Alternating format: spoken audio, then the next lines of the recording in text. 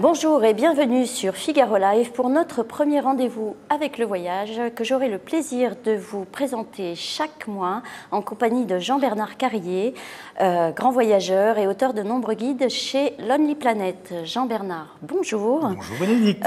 Aujourd'hui, nous mettrons le cap sur l'Éthiopie avec notre invité Olivier Grunewald, photographe et réalisateur. Nous reviendrons ensuite en France pour parler du phénomène des chambres d'hôtes avec Marie-Angélique Ozanne, journaliste au Figaro Magazine, et Juliette Topolanski, propriétaire de chambres d'hôtes à Paris. Justement, Bénédicte, pour commencer, je vous propose d'aller directement en Éthiopie, ce grand pays situé dans la corne de l'Afrique, entre le Kenya, Djibouti et le Soudan.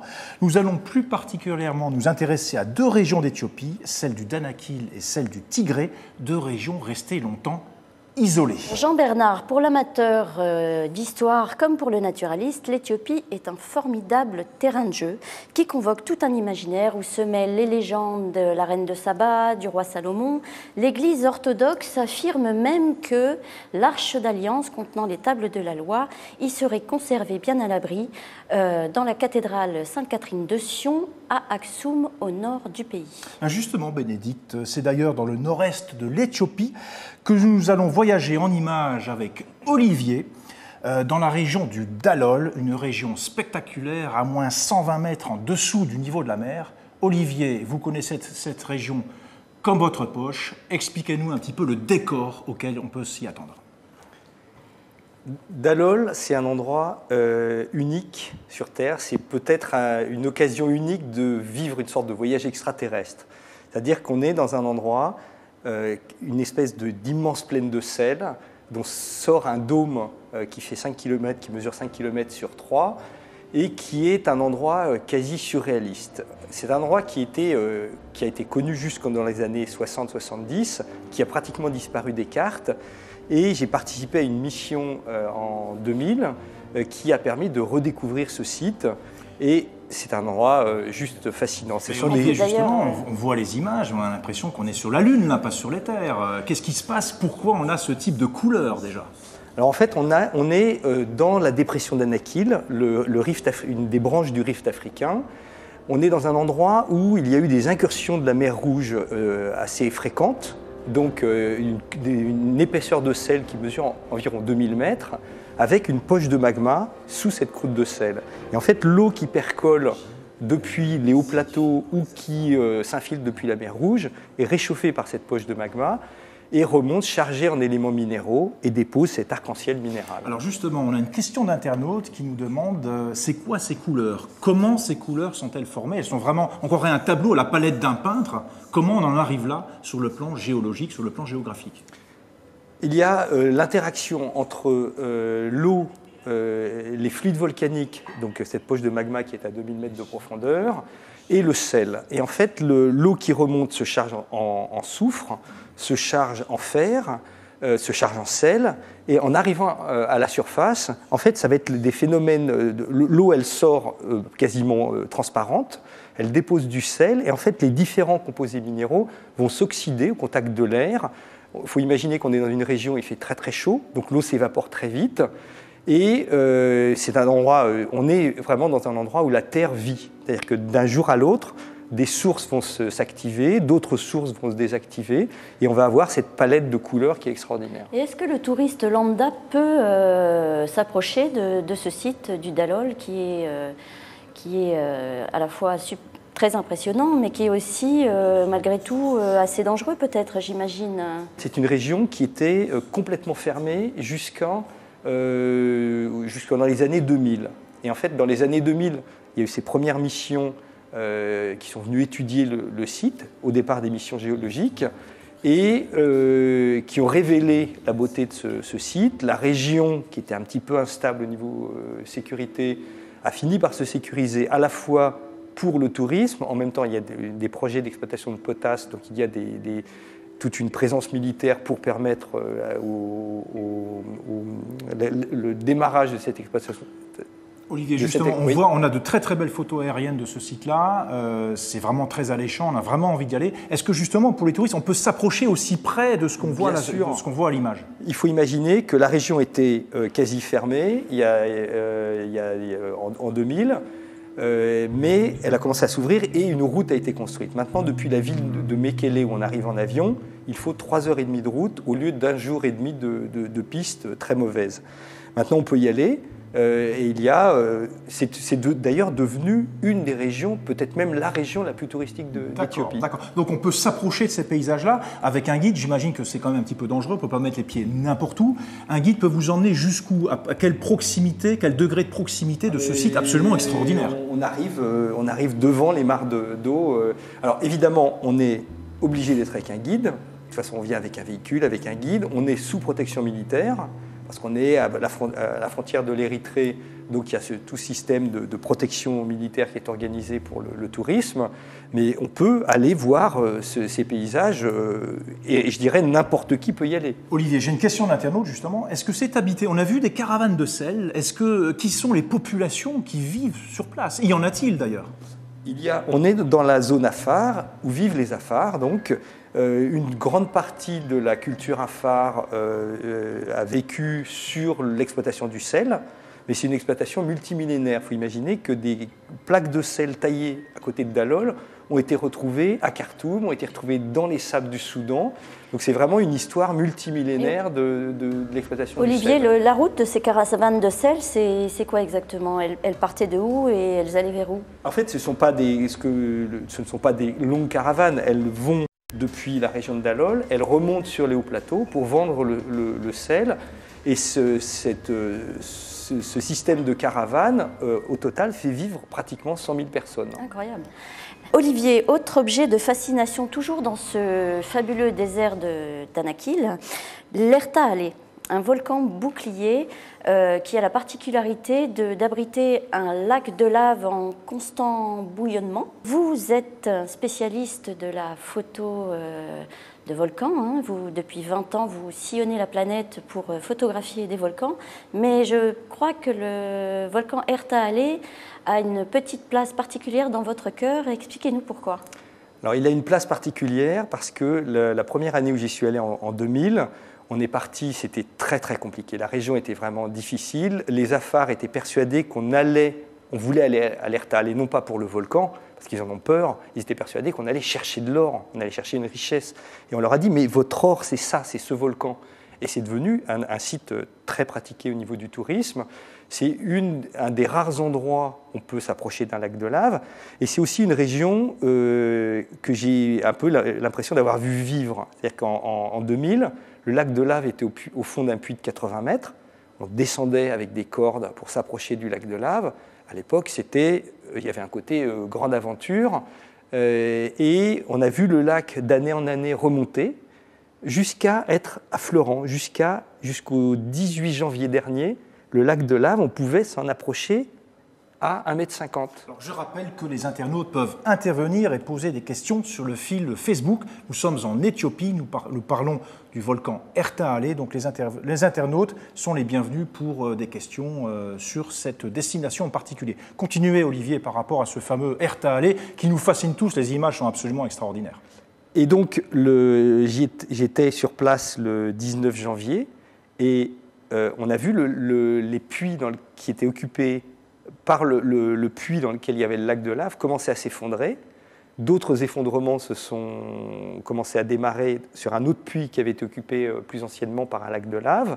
On a vu des coulées de lave démarrer dans la plaine à 3 ou 4 km. Le lac de lave tel qu'il était jusqu'au 18 janvier, sauf par moments où il débordait, mais si la lave n'était pas trop chaude sur le bord, on pouvait s'en approcher à 1,50 m. 1,50 m. C'est une avec une tenue particulière? Pas du tout. C'est-à-dire qu'il faut, c'est presque logique, il faut évidemment tenir compte du sens du vent. Si le vent vous ramène la chaleur, vous ne pouvez pas vous approcher. Il ramène d'ailleurs la chaleur plus des gaz. Si on a le vent dans le dos, il va repousser la chaleur, on pourra s'approcher plus près. On va justement voir des images de cet effondrement, Olivier, dont vous avez parlé. On va les voir apparaître à l'écran. Mais qu'est-ce qui se passe là, Olivier, alors? En fait, sur le lac de lave, sur les bords du lac de lave, s'étaient formées des espèces de tourelles de lave qui faisaient 12-15 mètres de hauteur.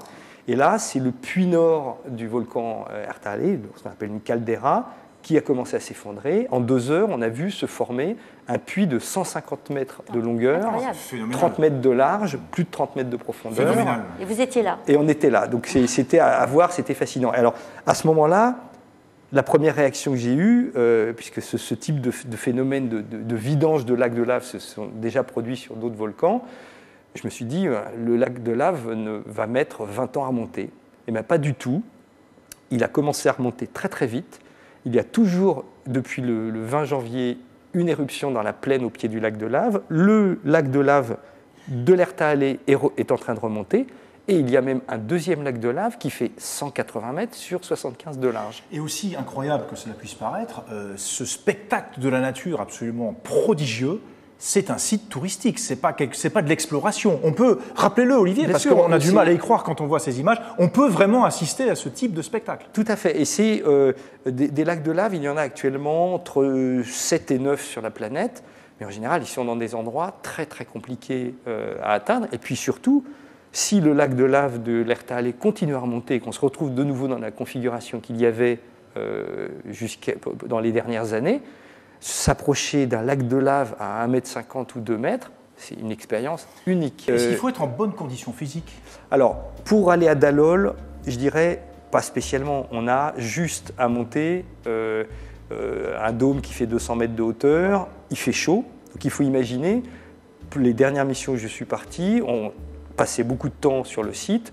Il fait tellement chaud qu'on a réussi à boire jusqu'à 10 litres par jour. Donc la condition, c'est de s'hydrater énormément. Ça, c'est vraiment la condition. Pour aller sur le volcan Ertale, il faut être malgré tout en assez bonne condition physique parce qu'on va marcher 3-4 heures pour rejoindre la zone. Alors Olivier, après cette... Pardon. Non, je voulais juste une question m'interpeller. Est-ce que ce sont des sites qui sont classés par l'UNESCO, par... Alors malheureusement non. Et en fait, depuis 2008, j'ai commencé à travailler pour essayer de monter déjà une première mission d'exploration biologique avec une équipe du CNRS et de son équivalent espagnol, le CICS. Et l'idée, c'est de sensibiliser les autorités éthiopiennes à la valeur de ce site. Ce sont des endroits qui ne sont pas classés, qui ne sont pas protégés. Si l'exploitation minière démarre à Dalol et de manière, je dirais, sans tenir compte du besoin de conserver le système hydrothermal du site, le site peut être amené à disparaître.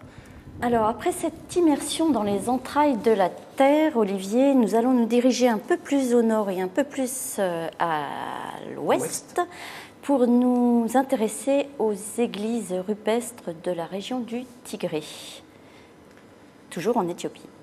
Alors, après un séjour à Dalol et à l'Ertale, il fait très chaud. Et effectivement, on peut continuer le voyage dans une autre histoire qui est l'histoire du christianisme, une histoire très ancienne, spécialement dans des périodes comme maintenant avec la période de Pâques. Une histoire très ancienne d'ailleurs, parce que je crois me souvenir que le christianisme a été décrété religion d'État très très tôt en Éthiopie, au IVe siècle, et que ces églises dont nous allons parler ont été creusées quelques siècles plus tard. Voilà. Ça. Le christianisme a vraiment commencé à être très présent dans les années 400 et les églises de la région donc du nord, la partie nord du Tigré, la région autour du massif de la Gueralta. On va peut-être voir les images et vous allez nous parler donc de ces églises qui sont excavées dans les pitons de grès rouge du massif de la Gueralta. C'est bien voilà, ça? Qu'est-ce que ça a de si fascinant? Alors, ce que ça a de si fascinant, c'est qu'on voit les images. Vous pouvez imaginer que là, au milieu de cette paroi, il y a une vire, et que cette vire mène à une église qui a été excavée. Et l'histoire de ces églises, elle est fascinante. D'abord, on sait peu de choses sur les gens qui ont créé ces églises. Il y a des théories qui diraient que ça correspond à la période où Pétra, en Jordanie, s'est vidée de sa population à cause d'un grand tremblement de terre. Donc on pense que peut-être ce sont les tailleurs de Petra qui sont venus tailler les églises de la guerre Alta. Alors, Olivier, très bien. Moi, je vois ces images, je les trouve également très alléchantes, tout aussi spectaculaires que celles d'un volcan. Simplement, je me dis, ces églises-là qui sont effectivement taillées à l'intérieur de ces falaises, de ces pitons, c'est effectivement, quand on est touriste, comment on peut y accéder? Comment on peut les admirer, tout simplement? Alors, on peut. C'est une région aussi qui a mis du temps à s'ouvrir à cause du manque soit de routes en bon état, soit d'infrastructures touristiques. Donc maintenant, autour du massif de la guerre Alta, il y a 2 lodges. Il y en a un qui est un peu plus loin, il y en a un qui est au pied des falaises. Oui, là on le voit sur les images, il y a effectivement les touristes guidés par un prêtre. Voilà. Et en fait, on part avec un guide local. Sur place, il y a toujours des gens qui vous accompagnent pour vous aider et vous êtes bien content qu'ils vous portent votre sac, qui vous aident dans les endroits sur les images, un petit peu difficiles. Qui nous montrent les églises dont on parle, justement. Et ces églises, ce qui est fascinant, c'est d'imaginer qu'elles, pour les chrétiens du Tigré, les églises n'ont pas été taillées par l'homme. Elles existaient, c'est Dieu qui les a créées, mais des hommes ont reçu l'injonction divine de les révéler. Mais pour les révéler, le creusement de ces églises s'est fait par le haut. Par le haut des pitons. Par le haut de l'endroit où on a creusé l'église, et elles ont été excavées. Et on se retrouve, au départ, la première fois que j'y suis allé, je pensais que ça serait des petites églises, mais non. On a des plans basilicales, des églises qui font jusqu'à 16 mètres de longueur, des hauteurs de 6-8 mètres, qui ont été entièrement excavées. Et entièrement peints, d'après ce qu'on voit sur les images, c'est juste fabuleux. On voit justement des prêtres. Comment on est accueilli justement quand on est étranger par ces prêtres à l'intérieur de ces églises très reculées, donc pas forcément très facile d'accès? Quel est l'accueil réservé aux visiteurs? Les visiteurs sont très bien accueillis. C'est devenu aussi pour eux une source de revenus qui leur permet aussi de conserver les églises en état. Il faut imaginer, par exemple, qu'il y a une des églises où il y a une sorte de paravent en peau de chèvre qui est unique au monde. Enfin, il y en a 2 en Afrique. À force de les montrer aux touristes, ils ont fini par s'abîmer, donc ils ont besoin d'argent pour arriver à les réparer. Olivier, est-ce qu'il y a des fêtes traditionnelles qu'il ne faut pas manquer dans ces églises, les grandes fêtes religieuses où il y a encore plus de ferveur et c'est peut-être justement des moments à conseiller quand on veut les visiter? Et justement, on voit là sur les images, c'est vous qui les avez tournées, Olivier. Qu'est-ce qui se passe sur ces images? On est pendant la nuit de Pâques. Et c'est vraiment un voyage dans la Bible. C'est quelque chose d'assez fascinant parce qu'on se retrouve, d'abord, peu de gens vont passer la nuit dans ces églises entre guillemets, de manière touristique.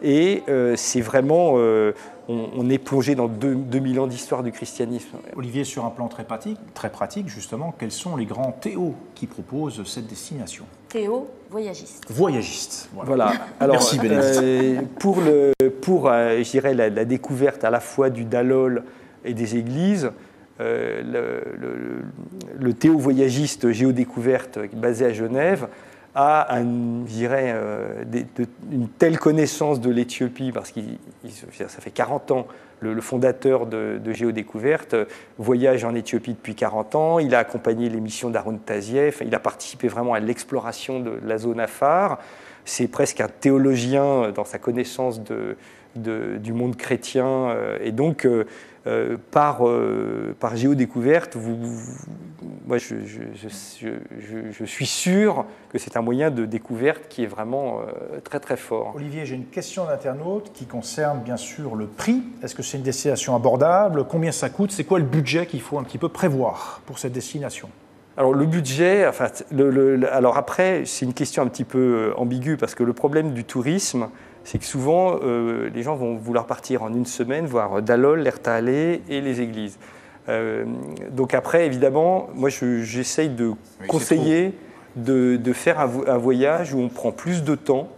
J'ai vu des groupes visiter le Dalol en partant de Mekele le matin et en remontant à Mekele le soir, et ils passaient 1 heure à Dalol, pour moi, c'est incompréhensible. Donc, puisqu'on est dans un voyage dans le temps, il faut aussi se donner les moyens, je pense, de faire des voyages dans la durée. Est-ce que vous pourriez brièvement nous parler de 2 autres voyagistes dont vous nous avez parlé quand nous préparions l'émission pour proposer à nos internautes d'autres alternatives? Alors, pour des gens qui ont vraiment envie de voir le volcan Erthal et d'en profiter, moi, je conseillerais de partir avec l'agence de voyage 80 jours voyage. D'accord. Parce qu'ils sont spécialisés vraiment très spécialisés dans le volcanisme, et les voyages qu'ils proposent permettent de passer 3 voire 4 jours à l'Erthal. Et ils sont pratiquement les seuls à proposer ça. Et pour quelqu'un qui veut aller visiter les églises en prenant le temps et en profitant de l'expérience, moi je conseille de s'adresser à Théo, qui, même s'il est basé en Éthiopie, est en lien aussi avec Géodécouverte, qui s'appelle Tchoratur, et qui a créé le plus beau lodge de la région nord de l'Éthiopie, qui s'appelle le Korkor Lodge. Olivier, merci. Je rappelle à nos internautes que le documentaire d'Olivier Grunewald sera diffusé les 22 et 23 avril sur TV5 Monde. Après cette grande évasion au parfum de soufre et d'encens, nous allons atterrir en douceur et revenir en France. Les beaux jours s'installent et avec eux fleurissent nos envies d'escapade.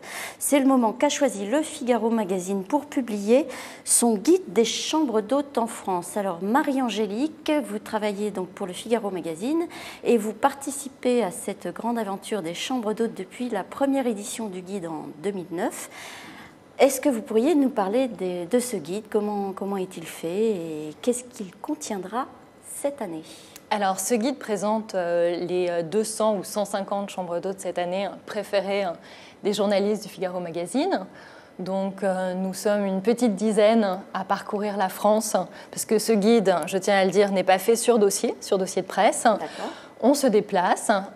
Chaque journaliste a une région attitrée. Il y a un gros travail en amont de présélection. On ne part pas comme ça à l'aveuglette avec une voiture, le nez au vent, visiter les chambres d'hôtes. On a des critères très particuliers.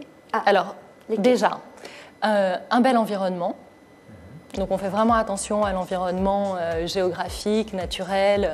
Moi, il m'est arrivé de visiter des chambres d'hôtes, enfin une chambre d'hôte absolument sublime, mais qui était posée sur une nationale avec un bruit pas possible. D'où l'intérêt de cette visite. D'où l'intérêt, effectivement, d'aller vérifier comme on dit, donc l'environnement géographique, la déco, la beauté du lieu, et puis l'accueil, évidemment, attentionné des propriétaires. Alors, on a justement l'internaute qui nous demande si les critères sont sévères. Quel est votre degré de sévérité, justement? Oui. En fait, on présente les plus belles chambres d'hôtes. Alors, au départ, je crois que le dossier s'intitulait « Nos plus belles chambres d'hôtes en France ». Donc, effectivement, après, ça a vexé certaines personnes. Donc, c'était les plus belles chambres d'hôtes du Figaro Magazine. On est évidemment sur du luxe, du charme, du 4-5 étoiles. On a une autre question d'un internaute qui nous demande si, en tant qu'internaute, il peut suggérer des adresses pour la prochaine édition. Bien sûr. Est-ce que vous vous inspirez effectivement de ce que les internautes peuvent faire remonter de leur propre terrain? Alors, le bouche à oreille fonctionne. On reçoit des candidatures spontanées de la part des propriétaires de maisons d'hôtes.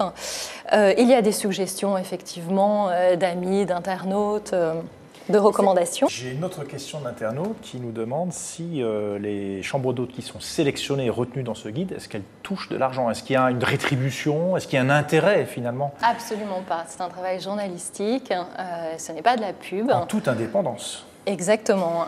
Et Marie-Angélique, qu'est-ce que vous avez couvert cette année comme région et est-ce que vous avez eu quelques coups de cœur? Oui, alors j'ai couvert 2 régions, la région Provence-Alpes-Côte d'Azur. Alors là, je suis... Non. Avec mon ancienneté, d'accord, je comprends mieux, je peux effectivement suggérer des choix. Donc, j'ai beaucoup aimé l'Escale au ciel, qui se trouve à Bar-sur-Loup, un petit village. Voilà, ce sont exactement l'Escale du ciel, donc les images que l'on voit à l'écran. Oui, il parle d'elle-même, Donc, effectivement, je confirme. Un endroit absolument ravissant, tenu par une jeune décoratrice allemande qui est tombée amoureuse de la France, Ouais, en pour un week-end particulier. au mois de là. mai, là, c'est pas mal. Hein, les Ah, ponts, c'est génial. ça peut Vous être avez des sympa. jardins en restant, vous avez une vue sur la vallée absolument Et sublime. Marie-Angélique, parlez-nous donc de votre invitée. Et oui, alors je suis venue avec Juliette Tobolanski aujourd'hui, qui a ouvert plusieurs maisons d'hôtes à Paris, avec un concept un peu différent que j'ai beaucoup aimé. Est-ce que vous pouvez nous en parler ? Oui, tout à fait. En fait, on a voulu faire évoluer un petit peu le concept parce que ce qui me gêne toujours un petit peu dans les chambres d'hôtes, c'est que le propriétaire est là tout le temps. Donc, il y en a qui aiment beaucoup et puis moi, je suis moins... Donc, en fait, on a cherché à créer un concept qui était entre la chambre d'hôte et l'hôtel. Donc, ce sont des appartements où il y a des chambres, plusieurs chambres. Il y a un salon de réception. Voilà, un salon de réception avec une cuisine et vous avez le confort d'un hôtel dans les chambres avec la clim, sa propre salle de bain, la télévision, le Wi-Fi, etc., etc. Et le matin, nous sommes là pour les accueillir et les aider. On essaye de recevoir nos clients comme des amis, donc on leur fait découvrir des endroits parisiens qui ne sont pas nécessairement dans les guides, qui sont... Ces fameux clients, qui sont-ils d'ailleurs? Des touristes ou des hommes ou des gens d'affaires? Alors ça dépend des quartiers. Donc nous avons 3 sites et selon les quartiers, en fait, nous avons soit des hommes d'affaires, soit des hommes d'affaires entre des femmes d'affaires, et soit des touristes qui viennent du monde entier. Alors là, c'est encore les périodes, donc ça c'est drôle, il y a des migrations. Et avec ce concept que vous avez initié, est-ce que vous gardez le lien qui fait quand même toute la richesse d'un séjour en chambre d'hôte? Est-ce que vous arrivez à conserver ce lien privilégié avec vos hôtes? Oui, parce que comme je vous le disais, en fait, nous sommes là le matin. Donc il y a une personne qui fait le ménage, le petit déjeuner, etc. Nous sommes là tous les matins. Donc le matin, on accueille les gens et on les renseigne, on les aide, on papote avec eux. Moi, j'adore papoter, donc ça tombe bien. Et puis l'après-midi, nous sommes absents. Donc en fait, ils peuvent profiter de l'endroit comme s'ils étaient un Parisien dans leur appartement. Mais nous sommes joignables 24 heures sur 24. Question d'internaute, toujours. Oui. À propos du prix, il faut croire que c'est un critère effectivement déterminant et on peut le comprendre. C'est quoi un petit peu la fourchette, le ticket moyen, j'allais dire? Disons qu'à Paris, c'est assez spécifique parce que vous savez, on a des salons, etc. Donc les prix, il y a une échelle qui est... Donc on est entre 100, 180 et 270 selon la chambre, avec le petit déjeuner et avec beaucoup de choses qui sont fournies avec. Et en base double, je précise. Oui, tout à fait. Et est-ce que vous avez des anecdotes un peu... Est-ce que vous avez eu des... Pas forcément croustillantes, Bénédicte. Non, mais parce que... vous dire. Non, c'est vrai qu'on rencontre des gens quelquefois qui sont étonnants. Oui, voilà. Voilà. C'est-à-dire, on va en savoir plus là quand même. Notamment des gens de pays de l'Est qu'on ne connaît pas spécialement, l'Ouzbékistan, etc. Et il y a des gens surprenants quelquefois. Il y a aussi parce que ils ont... Voilà. Bon, parce qu'en fait, j'ai en particulier le président de l'association féminine de handball d'Ouzbékistan qui est venu, qui était une montagne hallucinante, gigantesque, terrifiant, qui parlait ni anglais ni français. Grand comme Jean Bernard. Non, lui, je suis pas ouzbek, Et on a papoté pendant 3 heures, par geste, par truc. Et à la Il fin... parlait pas anglais du tout? Ni anglais ni français. Ah oui, ça devait être très bien. Et à la fin... Il m'a prise dans les bras, il m'a soulevée, il m'a embrassée sur les 2 joues. Là, je me suis à moitié évanouie. Je comprends mieux, là, effectivement. Mais c'était croustillant, Bénédicte. J'ai compris qu'on serait amis pour la vie. Donc, des moments comme ça... J'ai encore les yeux qui pétillent. Et Marie-Angélique, on va rester sur une question de prix. Est-ce que dans ce guide des chambres d'hôtes du Figaro Magazine, on peut trouver des choses abordables? La fourchette de prix, c'est grosso modo entre, disons, 90 € la nuit, jusqu'à, alors moi, pour ma partie, c'était 490 €. Marie-Angélique, assez large. Et je voulais juste peut-être revenir sur quelque chose que j'ai beaucoup aimé dans la maison d'hôtes de Serge et Juliette.